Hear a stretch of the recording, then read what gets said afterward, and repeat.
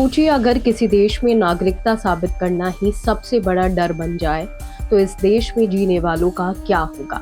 ये कहानी असम से जुड़ी है, जहां पूरी पहचान सवालों के घेरे में है। संयुक्त राष्ट्र की संस्था CERD यानी नस्लीय भेदभाव उन्मूलन समिति ने भारत सरकार को एक गंभीर पत्र लिखा है। ये पत्र 19 जनवरी 2026 का है और इसे जिनेवा में भारत के स्थायी प्रतिनिधि को भेजा गया है। इस पत्र में कहा गया है कि असम में बंगाली बोलने वाले मुसलमानों के साथ भेदभाव हो रहा है और ये सिर्फ आरोप नहीं बल्कि लगातार सामने आ रही शिकायतों पर आधारित चिंता है। CERD ने साफ कहा है कि भारत सरकार ने 12 मई 2025 को भेजे गए उनके पुराने पत्र का पूरा जवाब नहीं दिया।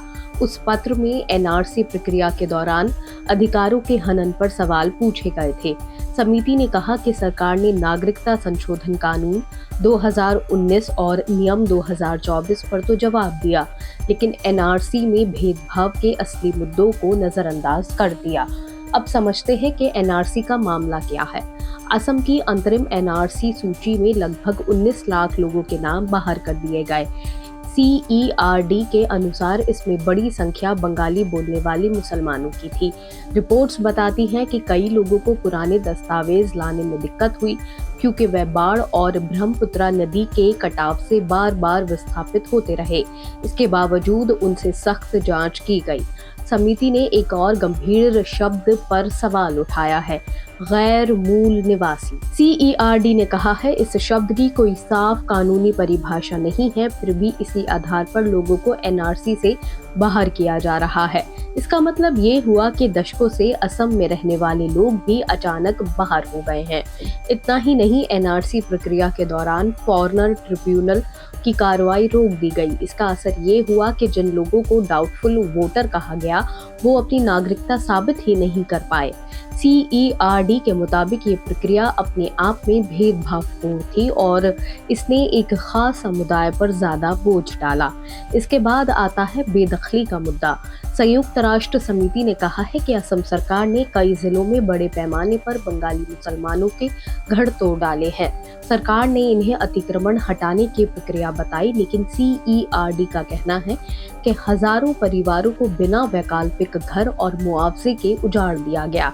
मानव अधिकार संगठनों का आरोप है कि पर्यावरण संरक्षण और जमीन वापसी के नाम पर हुई इन कार्रवाइयों का असर सबसे ज्यादा मुस्लिम समुदाय पर पड़ा।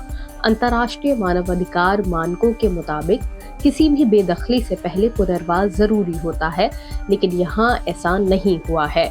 CERD ने 2024 के चुनावों के दौरान नफरत भरे भाषणों पर भी चिंता जताई। समिति ने कहा कि बंगाली बोलने वाले मुसलमानों के खिलाफ घृणा फैलाने और हिंसा भड़काने के आरोपों पर भारत सरकार ने कोई ठोस जानकारी नहीं दी है।